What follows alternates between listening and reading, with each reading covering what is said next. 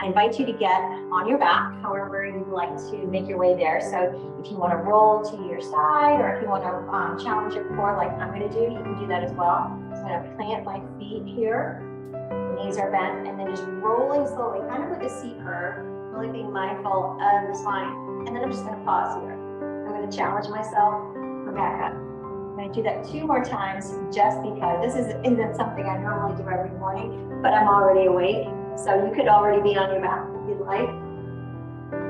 So this is just a way to work on a little bit of core strength and then coming all the way down. And this is one of my variations of what I do when I wake up in the morning. It might change from day to day, but I like to start by bringing my knees into my chest. So I invite you to do that. Maybe circle your knees. And that can feel like a nice massage to your lower back.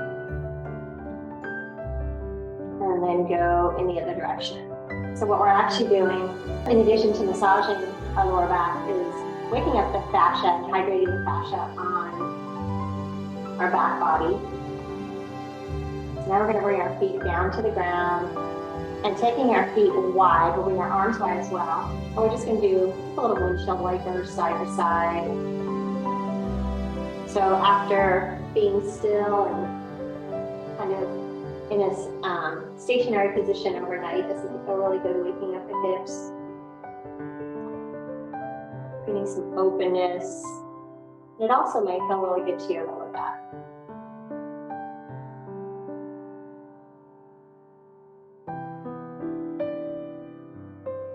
So then you can place your hands next to you on the floor. If you're feeling any discomfort in your lower back, you can place your hands underneath your hips, underneath your glutes, and we'll just circle the ankles. Now, if it doesn't feel good to keep your legs straight like I've got mine, you can always bend your knees a little bit and we'll circle in both directions. And I just like to do that because that's good to the ankles. Waking up all the muscles, feet, calves. And then one thing I like to do is do some just opening and closing my legs. So almost like making half of a snow angel, but with your legs up in the sky. And again, this is all just waking up the legs, waking up the hips. And when we have our feet above our hearts, that's really, really great for reversing the flow of lymph and blood, reversing the flow of gravity and the hip movement. So if you're not digging this movement, you could stay still. But I like this because again, it's creating some openness in the hips, moving my blood. And you can even get a little creative, so you might go out, bend the knees, in and up. So in addition to waking up the lower body, the legs, you might feel this a little bit in your core. You probably feel it in your inner thighs a little bit. And this isn't necessarily yoga, this is just waking the body up. So we'll do maybe one more. And then bring the feet down to the ground. Again, feeling your low back pressing into the earth. And we're just going to alternate knees in towards the chest. So one knee comes in, flexing that foot, and then lower down. So we're going to add some breath here. So as we exhale, we bring the knee in, we'll inhale to lower. And we'll only do a couple of these. Or, you could do a whole bunch if that feels really good too.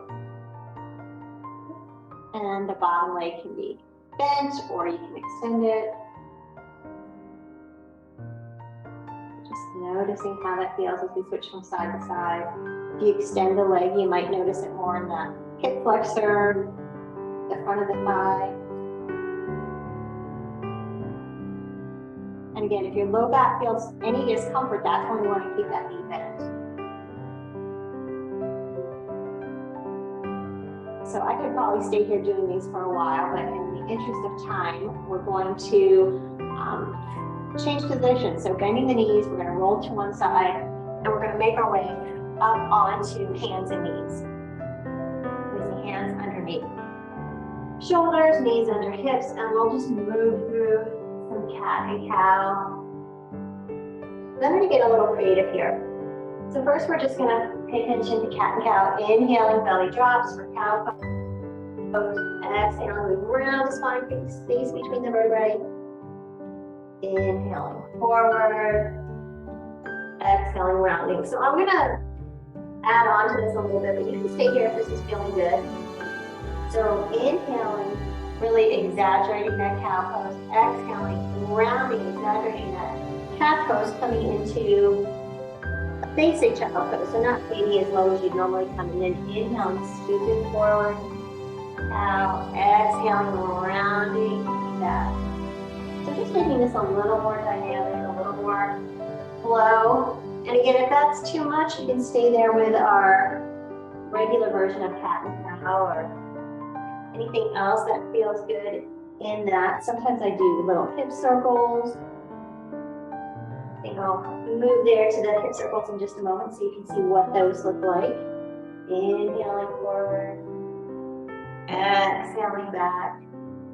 And then this time coming forward, just gonna come into a regular tabletop, so that place between cat and cow, belly still drawing in, and then just making some little circles. Then if at any point you notice your wrists are getting tired, you can always come to fist for wrists or even down to your forearms. So we'll reverse that and switch. So anytime we go in circles, it's always good to go in both directions. Then we're going to make our way into a more restful child's pose. Bring big toes together. Knees can go wide. I like to take my knees wide so that I can extend all the way forward, letting the belly rest between the legs. Arms can be crawling forward, fingertips crawling forward, or you can bring your hands back towards your heels, or even just closer towards the body. Breathing into any places that you're noticing sensation. So that might be the lower back, maybe the inner thighs again, or the ankles, maybe your shoulders. So just noticing what's happening for you. There's no right or wrong, and just really being with the breath. So inhaling and exhaling. Feeling your belly expand every time you breathe in. And then exhaling. So of course we could stay here quite a while if you'd like, so maybe pausing and staying here. I'm going to move on. So coming into one of my favorite combinations, especially as a runner, this one feels really good. And it can feel good if you spend a lot of time sitting as well, which most of us do. So we're going to come into a low lunge. The left knee is over the ankle. You could use your blocks from your grab leg blocks. So you can see what that would look like. And if you don't have blocks, you could use books or whatever you have nearby, or maybe a coffee table. So you can place your hands on blocks. And that helps to bring the floor a little bit closer. So as we come into this low lunge, I feel something happening in this back leg, getting a nice stretch for the hip flexor, nice opening. And then we're going to shift, exhaling, coming into a low lunge. This back knee, or this front knee actually, can be as bent as you'd like. So if you're feeling any discomfort, you can bend that knee more. And again, you can use your blocks, maybe being up here a little bit higher, holding onto a chair. And then we'll just move through that. So inhaling forward and exhaling back. We're going to flex that foot as we come into that half split. And you can feel it into the calf muscle, the hamstring. We're extending the heart forward. We're not worrying about getting all the way down. Spine is nice and long, so rather than rounding. And we'll just switch side, or switch forward and back a few times, and then we'll switch sides.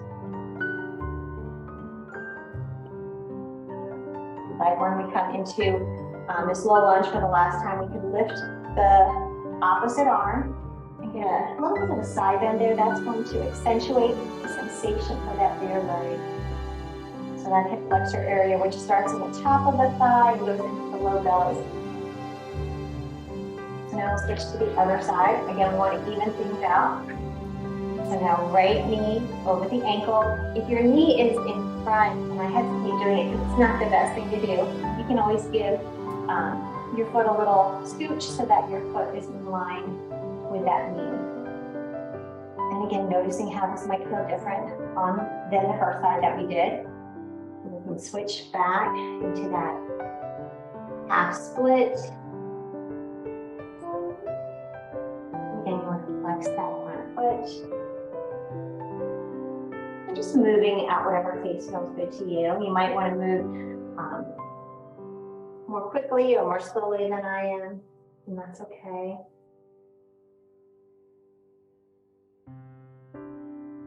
Do maybe one more.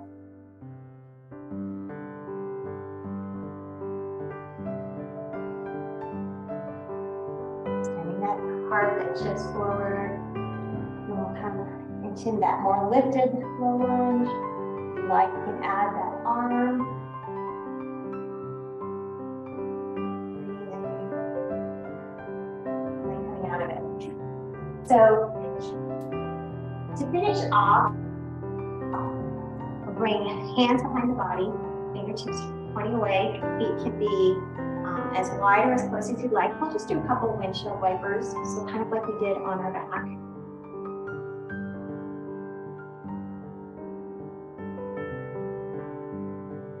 And again, you could do these for however long feels good to you. And then one of my favorite moves, and it seems very, very simple, is just coming into an easy seated position. So one leg's in front of the other. If you'd like to sit up on a block or a support, you could do that, especially if you feel like you're rounding or collapsing. And we're going to inhale up, getting nice and tall, and then exhale, we'll turn to one side.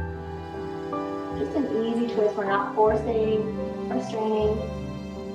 And we'll inhale back to center, and we'll exhale to the other side. You can look in either direction. And as we come forward, we're just going to crawl the hands forward to any degree. So you might feel sensation up here. You know, maybe this feels the best, and then you can bring your hands behind the body if you'd like. What I'm going for in this position is just a nice stretch to the lower back. So finding the place that feels good to you, relaxing the back of the neck, so you might be looking down, not needing to look forward at the screen or anything. And then we'll come up and we'll switch. So we'll do those twists to each side again. And we'll inhale, and you can add arms if you wanted, and exhale. Easy twist, stay here however long feels good. And then we'll inhale back to the front, exhale, twisting to the other side.